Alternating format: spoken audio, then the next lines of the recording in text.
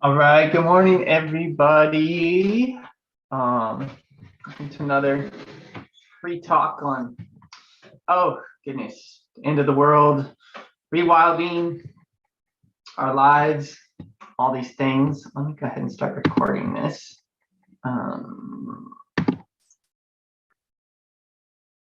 Yeah, welcome. It's a very misty, foggy morning here. The fog is just starting to lift a little bit. I live in a valley that I think a lot of you all know, River Valley, and it's, if you want to understand the word miasma or dank or damp, like this is where all those things originate from. Hope you're all doing well. Feel free to type into the chat where you're calling in from, and also anything you're grateful for. While I do appreciate the moisture and the verdant, wet, green landscape I live in, I am thankful we're getting a little break from the rain. This week, we had a combination of things happen. We had a lot of rapid snow melt with rain happening at the same time. And while there's a little bit of flooding where I'm at, the flooding was actually pretty minor, but there was more standing water, say, in our neighborhood than I've ever seen. Just like water just hanging out on the ground. And I remember, yeah, I think just over the course of this last week, both my wife and I and our friends have just seen more water hanging out, and kind of dealing with some of the themes we're talking about in these free little Friday classes is there was a period of time when I-90 was shut down. Like all of the passes were shut down, and literally trucks could not get over the passes for like 4 or 5 days. And it had been 20 years or something like that since the passes had been shut down like that. And it's like, oh my goodness, wow. Like so there's this whole like supply chain thing going on that people talk about, like, oh my gosh, like I can't get my favorite coffee at the store or whatever, like and maybe that's all an opportunity for us to like be like, oh well, what do we really need from the store? How much do we really need? Do we really need to have 70 coffee choices when we go to the store? I don't know.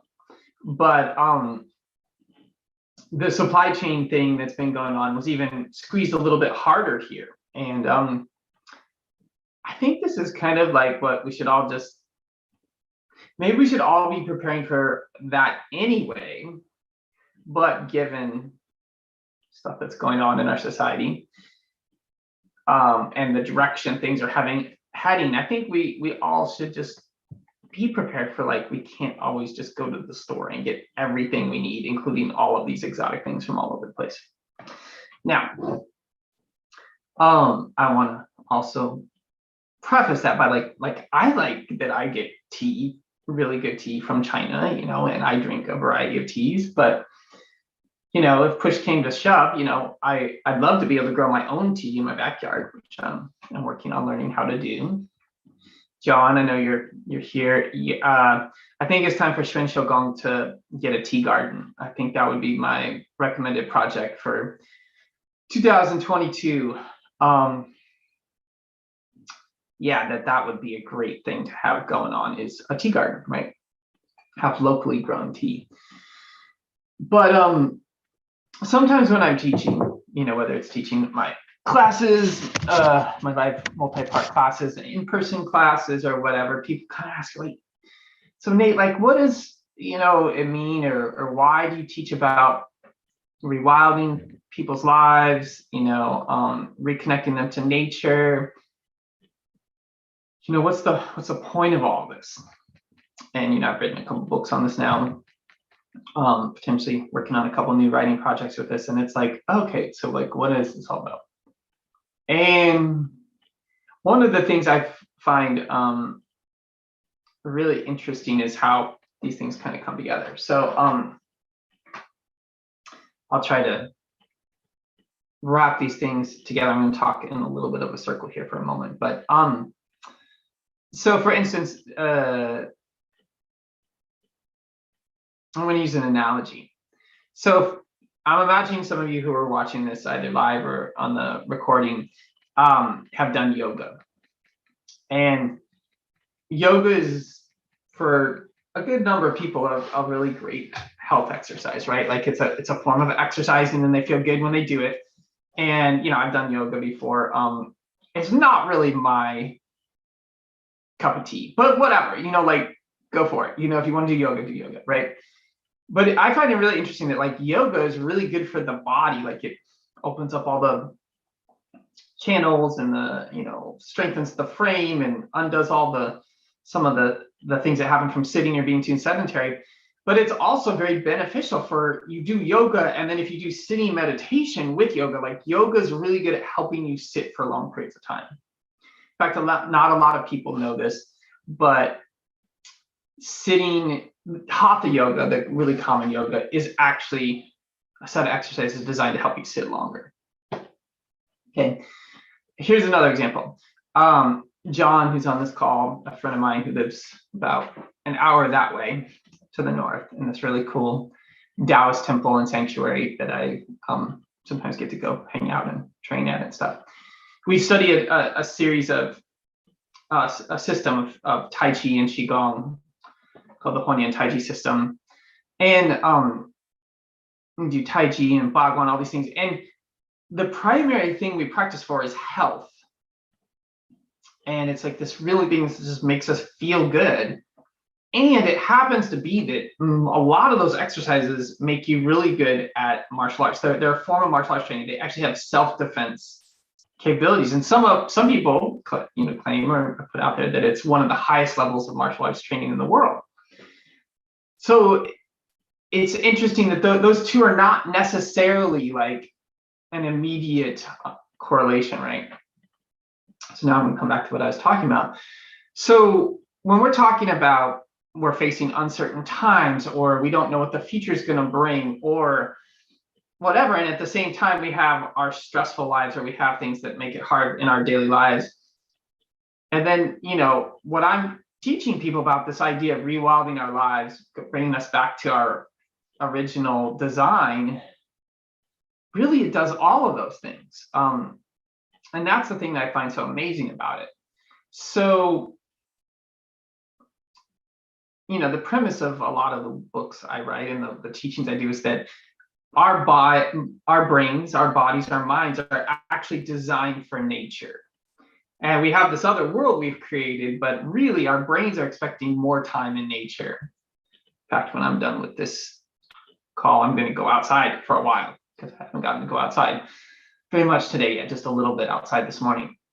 So, and it just so happens that like if we rewild our lives, if we bring more nature into our lives, if we're more connected to our food, and I'll explain a little bit more what I mean by that in a little bit, but if we rewild our lives, we actually feel better. It's like, I can't tell you anything I know of other than just the idea of people maybe exercising more. Like it's kind of like exercising, meditation, eating healthy, and being in nature all in one. That's basically what I'm kind of talking about. It's like all those benefits in one.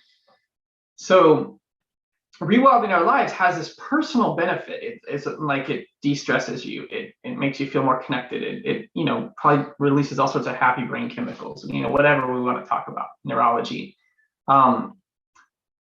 As I'm looking out my window and there's crows flying over, and I can see some evergreens out there, and I see the raspberry bushes in my backyard that are dormant, like my brain gets happy because it's seeing things and it's interacting with things it's designed to do, right? But one of the things that's also very interesting is that if we do these things where we're rewilding our lives, it actually not only brings us personal benefit, it actually benefits the planet, right? So when I spend more time in nature and I take more effort to grow my own food or interact with my food, gather wild berries or whatever, if I know the medicinal plants in my bioregion, suddenly that shifts my relationship with the greater world out there that's based heavily on consumption of a lot of stuff to make us all feel better, and spending a lot of time on a screen to feel better. And if I can learn to feel better and take care of my environment and be connected to it through my backyard or wherever I live, I'm not just helping myself, I'm actually helping the greater challenge we're all facing around, things like climate change and, loss of species and all these things, right? So then the final factor, which again, I find interesting, and some of you, I imagine, are on this call because of this, is that, a lot of the people I've run into over the years, one of the reasons they get into this kind of training stuff is that they get really into survival skills. Some people, it's really just a passion and a love and an excitement, and they were exposed to it as children. But there's a decent number of people who really believe in our lifetime or their kids' lifetime, there's going to be some imminent, really dangerous, terrible collapse of society, and they have to be ready. And I don't want to take away from this idea, other than from what I know, it'd probably be slower than that. But it does seem pretty clearly that we can't, as a society, keep going the direction we're going forever. Like we live on a finite planet, right? And we can't just consume everything. It just falls apart at some point.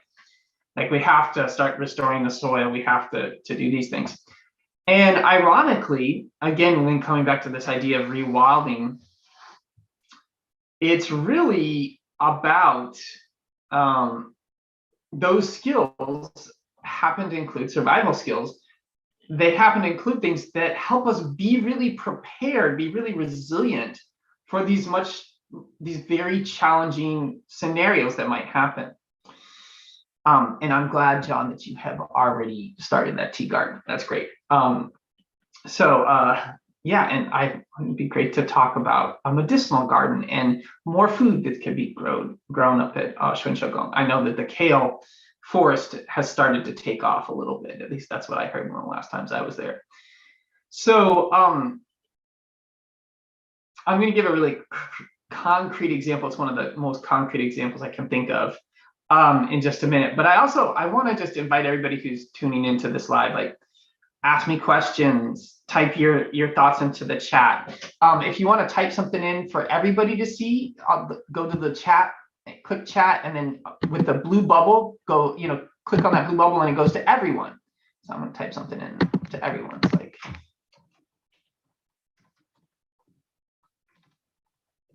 right. But then if I wanted to just send a message specifically to somebody, I can just send a message to John, because he typed in here, so I could do that. I can also just send a message directly to me, which if you wanted to send a message or question to me, if you don't want other people to see your questions. But if you want to put any questions in there. So I'm talking about two things related to rewilding that are pretty, pretty straightforward. So one of them is our relationship to our food. And I think some of you have heard me describe this before. I'm drinking, so I'll give you an example. I'm drinking right now in my mug here some cacao. And cacao comes from pretty far away, right? But the cacao I'm happening to drink is from a friend of mine who lives in my house now, Victor, he was in Guatemala and visiting an indigenous women's cacao collective. And he got cacao from them, and he has pounds of cacao that he now sells that come directly from those people who are hand making it in this process. And he learned directly like cacao ceremony from some of the people down there. And so that's one level of like being more connected to our food, or connected to the people making that food, and that product helps support those women in their traditional lifestyle. Comparing that from sort of our ultimate like distance from that is like literally going to the grocery store or going to a restaurant and don't get me wrong, I go to restaurants sometimes, but buying food that we have no relationship with, and somebody prepares all the food and they give it to us in a container and we take it home and we eat it at home. And so we weren't involved with the growing, the preparation, the the packaging, the change, the transformation of that food at all. It was basically all done for us. And the reality is that for most of human existence, most of the time that humans have been humans on the planet, most of our daily lives were pretty involved with food. We were either hunting it or gathering it or gardening it or preparing it or cooking it or eating it with other people. And so many people are so divorced from that right now. And again, we have a pandemic going on, so I get why some of us are pretty divorced from it. And it's not like all of us can just go in our backyards and just grow all of our food all at once. But as we gather, garden, hunt, produce our own food from our own where we live, at least a little bit, again, we'll come back to what we were talking before. Well, there's personal health benefits. There's actually higher nutrients that we'll have access to. But there's a psychological satisfaction of gathering your own food and preparing it that is, I can't really even underestimate how powerful that is. Then it's benefiting the planet, right? It's benefiting, like, we're not having to use fossil fuels to transport all of this food from really far away, and then having lots of packaging, and then causing challenges for the globe. And then on top of that, it actually helps us all be more resilient in our local ecosystem, because if we can't go to the store and get everything we need, or if for whatever there's supply chain squeezes or collapses, or we're shut off for 2 weeks, well, suddenly we're not all freaking out because we have some food in our garden, or we have some food we've stored, or we have some sauerkraut we've done, or whatever it might be. So food is one of the really clear ways that, with this rewilding approach, we can do it all kind of at once, and it hits these 3 phases: the personal satisfaction, the planetary global satisfaction, or help with the challenges faced, and then it helps us be prepared to create a more resilient future, right? And I do really believe, I was talking with some friends recently, and a person I'm working on a writing project with, and we were all talking about the times we've been involved with people where we actually worked together and gathered food, even if it's just from a garden, even if it's just making a salad, literally, but gathered food that then as a collective we prepared, and then we ate, especially outside with other people around a fire that we made, are some of the peak experience of enjoyment and satisfaction for people. And it's well, why is that? Why would that be such a enjoyable thing? Anybody who's tuning in, why would it be so satisfying to gather some food with some people, prepare it, and then eat it outside around a fire? Why is that so psychologically satisfying? Any ideas?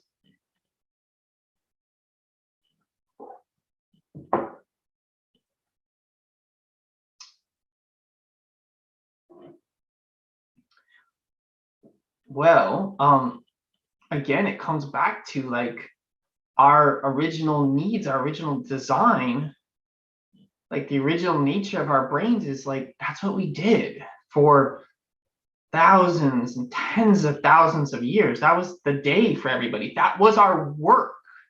That's something else that this whole thing. Yeah, Angela, that's a great way of putting it. There's something magic about sharing energy with things around us. But that was our original work, was to get enough to eat each day and to be with other people doing the same things, go out, whether it was gardening or gathering. So I'm gonna change up a little bit what I'm talking about. I'm gonna stick on the same theme, but I want to talk about the same thing related to edible and medicinal plants, gathering edible and medicinal plants. And I know there's a decent number of people who get pretty stressed when they think about not being able to get food at the grocery store. And to be honest, we should all be that way, right? We that's how we get our food right now, a lot of us. Maybe there's some people on this call who grow a lot of their food, but the only people, I know 2 people who live on a little farm nearby, some friends of mine, Daniel and Alexia, who really they grow and gather and hunt all their own food. and it's a full-time job. And to be honest, you have to have a certain level of privilege in relationship to land and resources to be able to do that. But the rest of us, it's a challenge, and it's like, oh, well, what do we do with that? And if we're empowered to know how to get food resources from outside of our bubble of the grocery store or even our backyards, suddenly that can change our relationship to all these things. So I'm going to do something here in just a minute with my screen, and I'm going to show people one of the most empowering plants I know of. So I'm going to show this. All right, so you should all be able to see my screen now. All right, if you can't see my screen, let me know for some reason. Okay. So this plant right here, I'm showing, you should be seeing a screen that has a bunch of pictures of cattails. And there's a lot of different pictures of cattails, but I just want to share this with everybody so people get a general sense of what cattails look like. Okay. And this is a plant that grows basically circumpolar. It basically grows all over the northern hemisphere. I don't know if it grows in Hawaii, but I know of it growing like pretty much everywhere else. I don't know if right near the equator, but I've seen it in Arizona for sure. So this plant is kind of the ultimate fun plant to know. Like if you're going to know one plant, I suggest you know this plant. But really, I suggest you know about 10 to 20 plants for edible and medicinal plants, right? So this is what the plant often looks like. People see these like brown hot dog shaped seed pods that happen in the kind of late spring, early summer. If you look over, I'll scroll down and we'll look at some other versions of it here, and then I'll show you some different pieces. In the fall, it looks like more like in the middle of my screen here, where there's those seed pods start to fall apart some. Over here, this is what it looks like when the cattails have grown up, the grass part of the plant have grown up, and they're but the flowers, the seeds aren't real prominent. I'll show you all of that.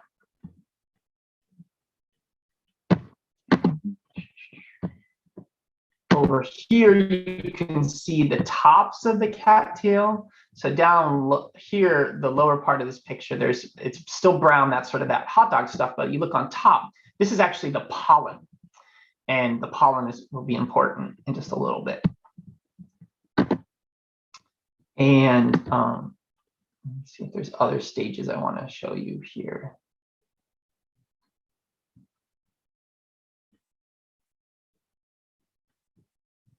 Oh, here's a good picture of the pollen. Again, you can see the pollen top here. See this golden yellow pollen, right? And okay, I'm gonna go back up to the top, and I'll show one more picture from the top. Where did that one go?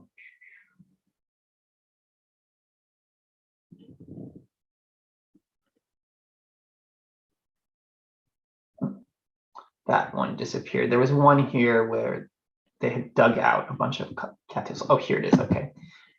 Sorry, Department of Conservation. This is what the plant looks like when you dig it out.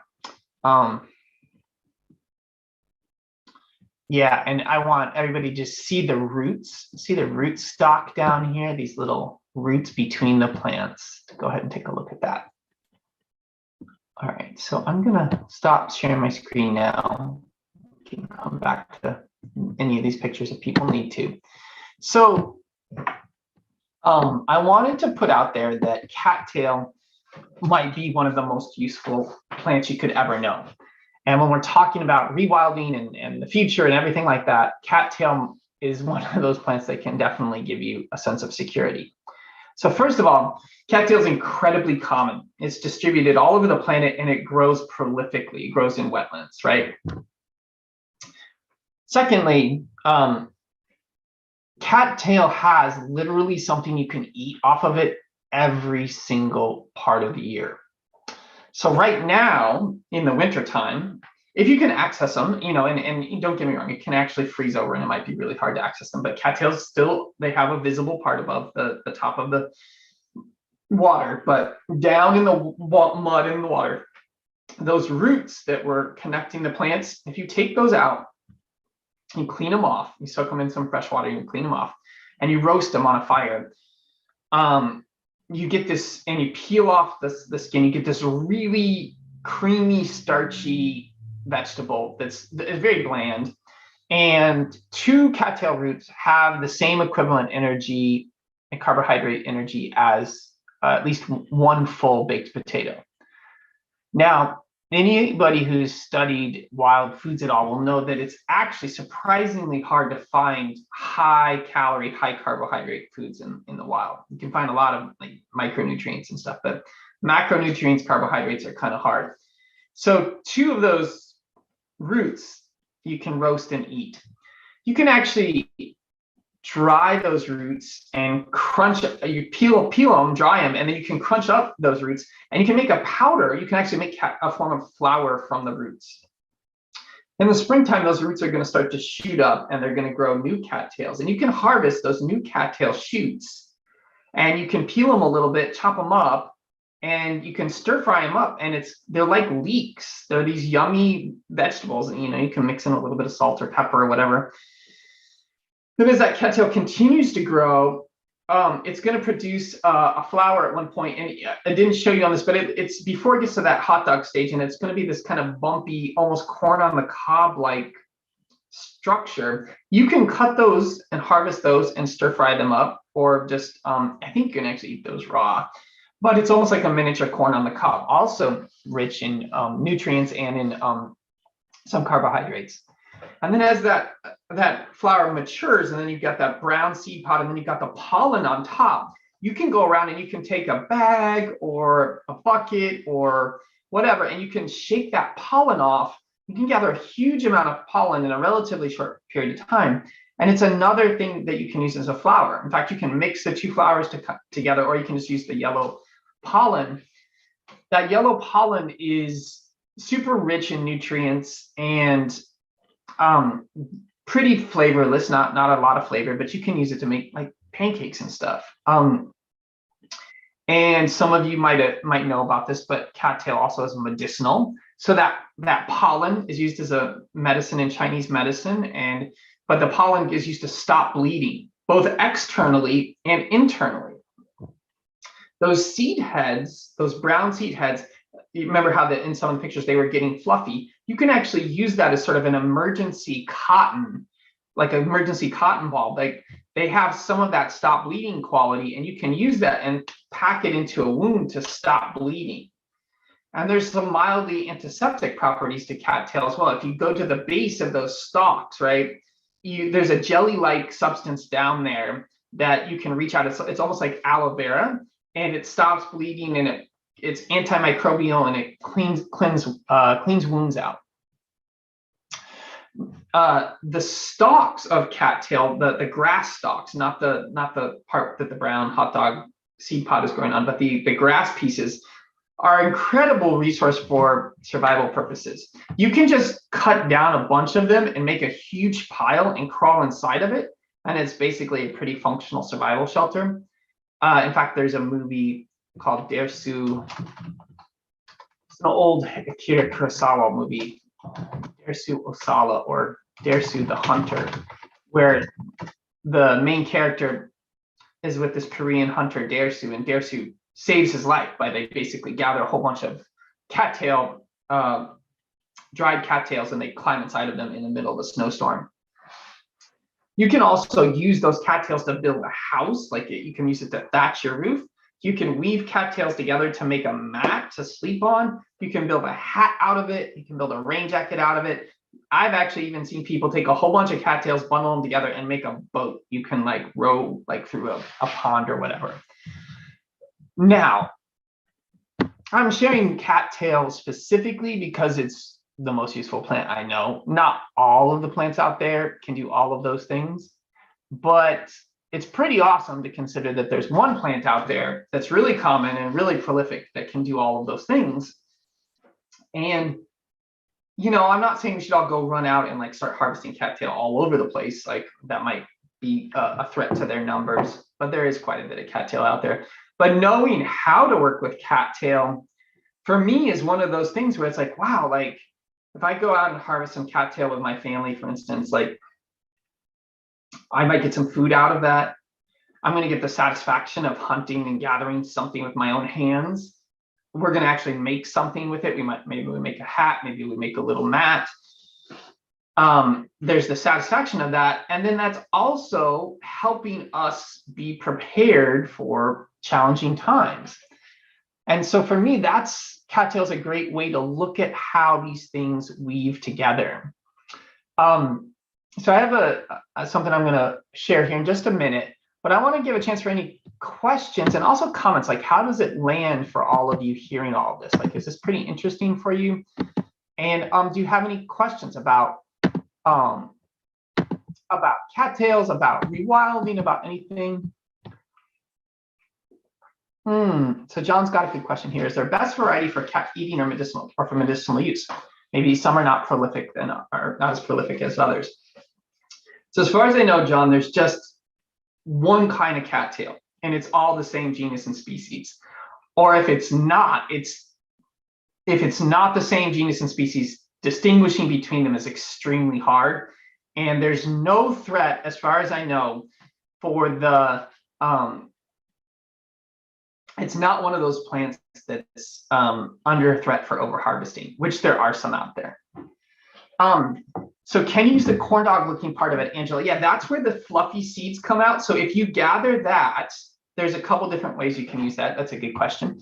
One is there's maybe multiple. So you can take apart the fluff, and again, you can use that as the sort of emergency cotton ball, but you can also dry it, and that cattail fluff makes great tinder that you blow to start your fire. It burns very quickly, but you can also, if you keep it all together, you can light it on fire if it's dried out, and it makes a smoldering torch that wards off insects, mosquitoes, and also just provides a sense of fire and flame.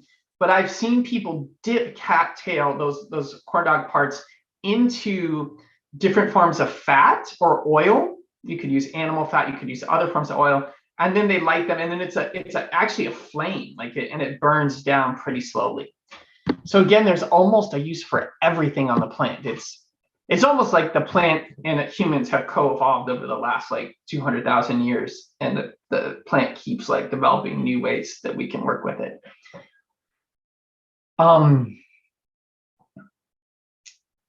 Okay. Any other questions or comments about cattail or anything else I've been sharing about?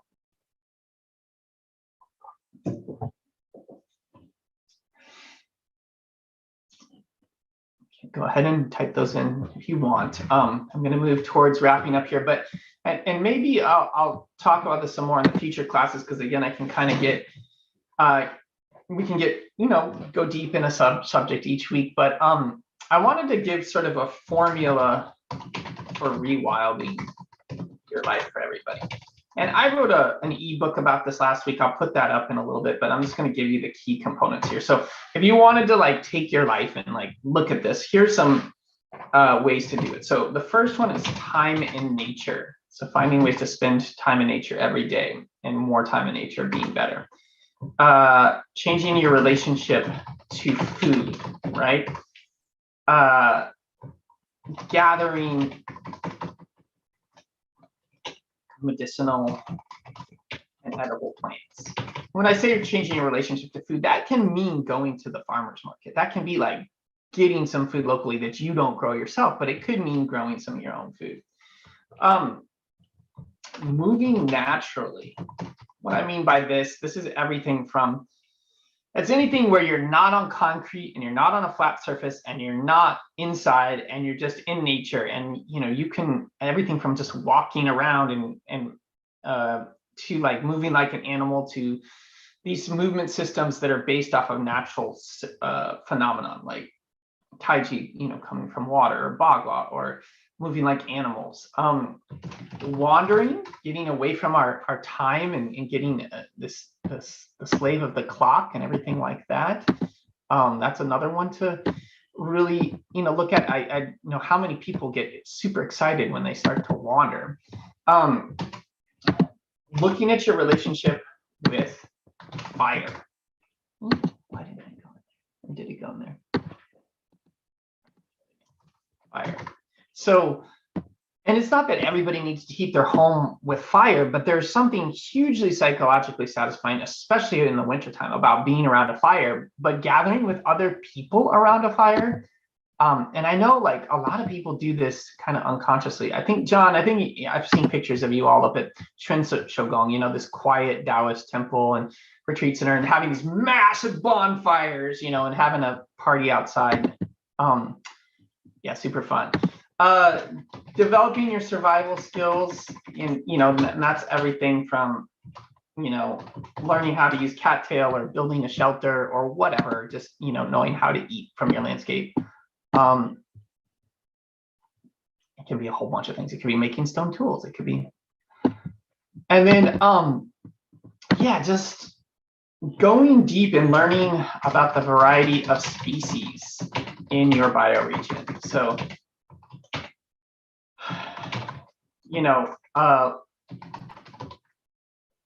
I have a lot of stories I can share about that, but the short one I'll say is like, there's several different birds that come in and around our neighborhood. They're the ones that were right around our house and the ones in our neighborhood. And we actually know who they all are. We know their different behaviors. We know their names. We know what they do and how they behave. And there's information we can learn from them about that behavior. And if something's going on and they're not there anymore, we're going to notice. And this is one of those big gaps in our relationship with the world, is that there's all sorts of species disappearing and nobody's hardly noticing.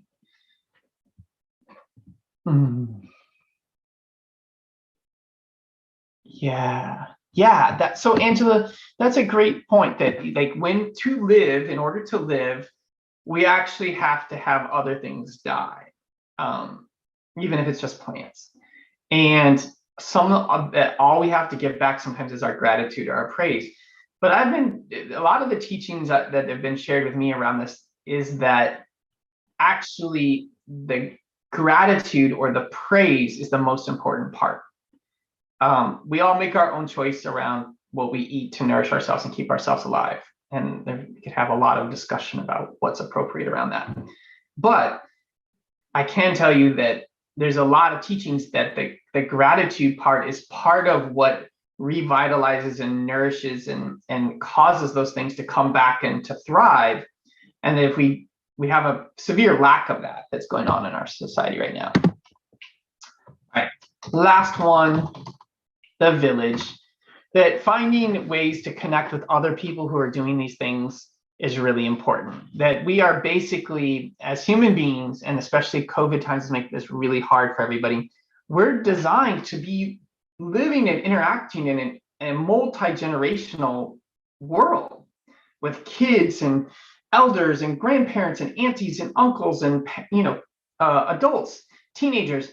That being around that's really healing for us, and we rarely get that in this rarely get to know that in our current day and age. And so finding ways to connect with other people to do that is really huge. All right, do I have a favorite local neighbor species to get to know well? Do you mean a bird, John, or do you mean because I think cattails is the best plant, but there's yeah, I would say everybody should learn 5 to 10 birds, plants, trees, mammals, reptiles, amphibians, fungi, etc. And that just knowing at least 5 to 10 of those is the very like basic, almost kindergarten level of relationship that we should all be having. And yeah. Well, all right. That's probably enough for today. I'm gonna just put this in here.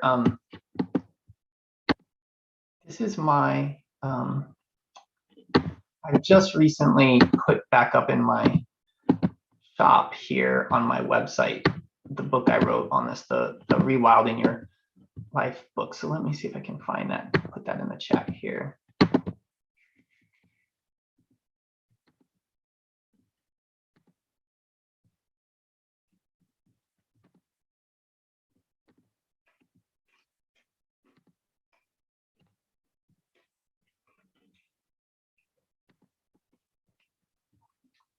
You want to have a book that's all about this, that just basically describes this all in detail and outlines chapter by chapter what I was just talking about. You can check this out here. I think I literally put this up this morning. But over the next few weeks and months, we'll talk about this more and more. But before we go for today, any lingering questions or comments out there about this whole approach of rewilding our lives and why it might be just a really good idea for all of us to be doing right now?